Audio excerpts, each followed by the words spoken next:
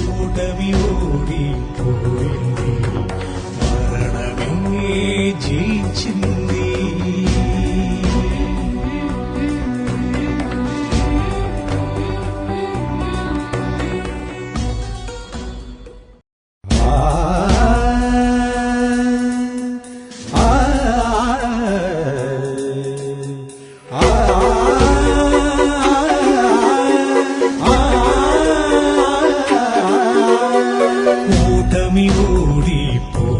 ఓడిపోయింది, మరణమే జయించింది. ఓటమి ఓడిపోయింది, మరణమే జయించింది. పరిశుద్ధుని ప్రేమ బలియే నాశనం నశింపజేసింది. పరిశుద్ధుని ప్రేమ బలియే నాశనం నశింపజేసింది. ఓటమి ఓడిపోయింది, మరణమే జయించింది.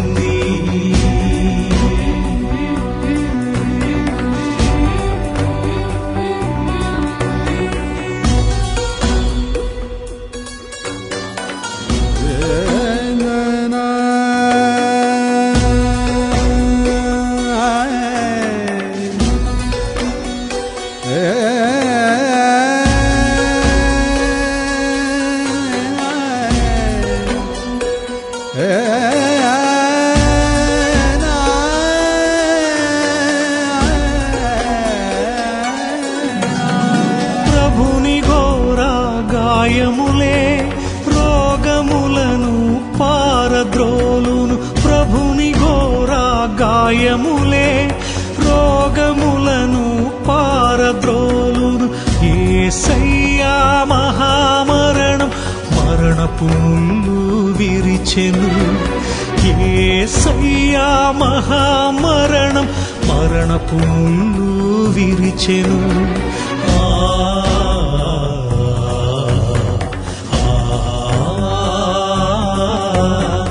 ఓటమి ఓడిపోయింది, మరణమే జయించింది.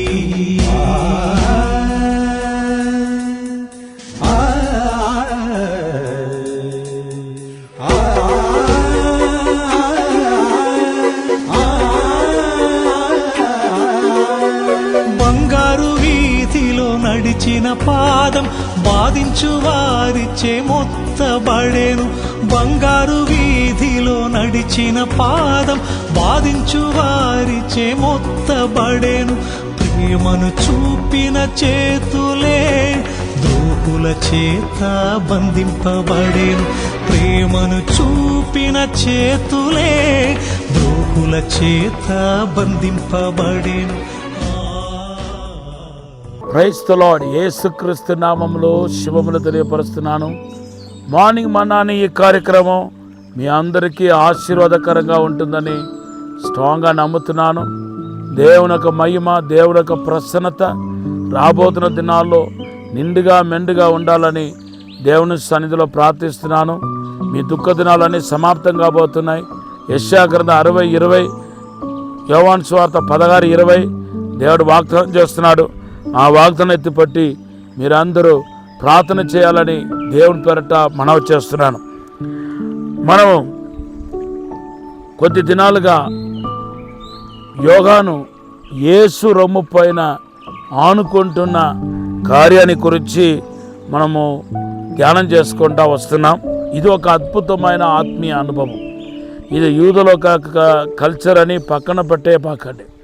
యూదుల యొక్క మోస్ట్ ఆఫ్ ద కల్చర్ మనకు ఆధ్యాత్మికమైన పాఠాన్ని నేర్పిస్తున్నాయి. కాబట్టి ఏ ఒక్క యూదుల యొక్క కల్చర్ని మనము పక్కన పెట్టకూడదు. ఎందుకంటే అవన్నీ పాత నిబంధన ధర్మశాస్త్రముతో వాక్యముతో ముడివేయబడి ఉంది. కాబట్టి అంత ఈజీగా దేన్ని మనం పక్కన పెట్టకూడదు. అయితే దేవుని బిడ్డలారా, ఇక్కడ రొమ్ములు ఆనుకోవటం అనేది, యోహాను యేసు రొమ్ము పైన ఆనుకోవటం అనేది దేని సూచిస్తుందంటే, ఎవరైతే హోస్ట్ చేయబోతున్నారో, విందుకు పిలువబడిన వారికి ఆ హోస్ట్ ఇచ్చే వాళ్ళు ఏం చేస్తారంటే, వారికి బాగా దగ్గర ఉంటూ ఆ రొమ్ములు ఆనుకుంటూ ప్రైవేటుగా ప్రత్యేకంగా ప్రైవేటు విషయాలు మాట్లాడుకుంటారు. మీన్స్ వాళ్ళ కుటుంబ విషయాలు ఎవరికి ఇతరులకు వినపడకుండా స్లోగా దగ్గర ఉండి చాలా ఇంటిమేసీగా మాట్లాడుకుంటారన్నమాట. సో ఇక్కడ మనకు స్పష్టంగా అర్థమవుతుంది.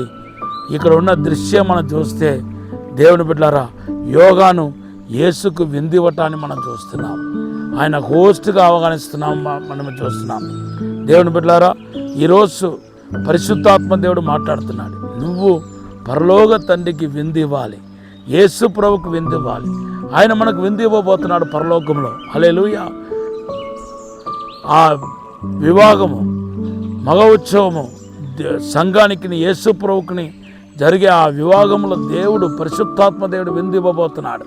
కానీ ఈ భూమిలో ఉన్న దినాల్లో మానవ ప్రభుకు విందివ్వాలి. ఎలా విందివ్వగలుగుతాం? ఆత్ముడైన దేవుడికి ఎలా విందివ్వగలుగుతాం? దేవుడు బిడ్డలారా, మొదటిగా మనం చేసే స్థుతులే ఆయనకు విందన్నమాట. మనం చేసే స్థుతులే ఆయనకు విందు. ఎందుకంటే దేవుని స్తుతించడానికి కొంచెం దావీదు మాట్లాడుతూ నాకు కొవ్వు మెదడు దొరికినట్టు అంటున్నాడు. అనేక చోట్ల దేవుని ఆరాధించే అనుభవం, స్తుతించే అనుభవం విందుకు పోల్చబడ్డాయి. దేవుని నామానికి స్తోత్రం. అవును, దేవుని ఆరాధించేవారు భోజనము కంటే శ్రేష్టమైనదిగా ఎంచుతారు. 63వ కీర్తనలో చూడండి, 63వ కీర్తన 5వ వచనం. దేవుని నామానికి స్తోత్రం. హల్లెలూయా. సో విందు అనేది ఆరాధన, స్తుతించే అనుభవాన్ని చూపిస్తుంది. దేవుని బిడ్డలారా, సిమియోను యేసు ప్రభువును విందుకు ఆహ్వానించాడు. కానీ అతడు ఎందుకో మరి ఆయన చేయాల్సిన మర్యాద చేయలేదు. ఎందుకంటే విందుకు పిలువబడిన వాళ్ళని ఏం చేయాలంటే కూర్చోపెట్టి మొదటిగా పాదాలు కడిగి తర్వాత తల వెంట్రుకలతో తొడవటమో లేకపోతే టవల్ పెట్టి తొడవటమో జరుగుతాయి. ఆ పని సిమియోను చేయలేదు. అందుకొరకు ప్రభు అంటున్నాడు, నువ్వు చేయలేదు, ఆమె చేసింది అంటున్నాడు. అది ప్రేమకు గుర్తు, అది రిసీవ్ చేసుకోవడానికి గుర్తు. ఆ వ్యక్తిని రిసీవ్ చేసుకున్నారు, వచ్చింది సమ్మతమే, సమ్మతానికి గుర్తు. అయితే ఇది ఏది సిమియోను చేయలేదు, ఆ స్త్రీ, ఆ పాపాత్ములైన స్త్రీ చేసింది. కాబట్టి నువ్వు అందరికంటే నువ్వు నన్ను ఎక్కువ ప్రేమించావని ఆమెను పొగడటాన్ని మనం చూస్తున్నాం. దేవుని బిడ్డలారా, దాంట్లో ఒక భాగమే రొమ్ము మీద అనుకోవటం. సో మన దేవునికి విందివ్వాలి. రెండవదిగా, ఏ అల్పుడైన వారికి మీరు విందిచ్చినా భోజనం పెట్టినా దేవుని బిడ్డలారా, అది ఎవరికి చేసినట్టు అవుతాయంటే సాక్షాత్తుగా దేవుడికి చేసినట్టు అవుతుంది. మత్తయి సువార్త 25వ అధ్యాయం 34 నుండి 36 వచనాలు చదివితే, నేను ఆకలితో వచ్చి నాకు ఆహారం పెట్టాలని అడుగుతున్నాడు. ప్రభా, మీరు ఎప్పుడు ఆకలితో వచ్చారంటే అప్పుడు ప్రభు అంటున్నాడు, ఈ అల్పుడైన వారికి ఏదైతే చేస్తారో అది నాకే చేస్తారంటున్నాడు. కాబట్టి మనకంటే లేని వాళ్ళని ఖచ్చితంగా పోషించాలి. నేను ఒక్కనొకప్పుడు ఆకలితో ఉండేవాడిని. సేవ ప్రారంభంలో ఆకలి ఏంటో నాకు తెలుసు, ఆ బాధ ఏంటో తెలుసు. అందుకొరకే ఈరోజు భిక్షం ఎత్తుకోవటానికి కూడా రాని స్థితిలో ఉన్న కాలి చేతులు సచ్చిపడిపోయి అక్కడక్కడ పడి ఉన్న వారి దగ్గరికి మేమే భోజనం తీసుకుని వెళుతున్నాం. ప్రతిరోజు కార్యక్రమం కింద చేస్తున్నాం. మాకు చేసిన వంటలో కొంచెం తీసి ఏం చేస్తున్నామంటే 200 మందికి పైపడిగా మేము పోషిస్తున్నాం. ఎందుకు చెప్తున్నానంటే మనము పేదలకు పంచిపెడితే దేవుడికి పంచిపెట్టినట్టు. మీరు ఇట్లా కూడా దేవుడికి విందు ఇవ్వవచ్చు. మీరు ఇతరులకు ఏమన్నా సాయం చేస్తున్నారా ఒకసారి ఆలోచన చేసి చూడండి.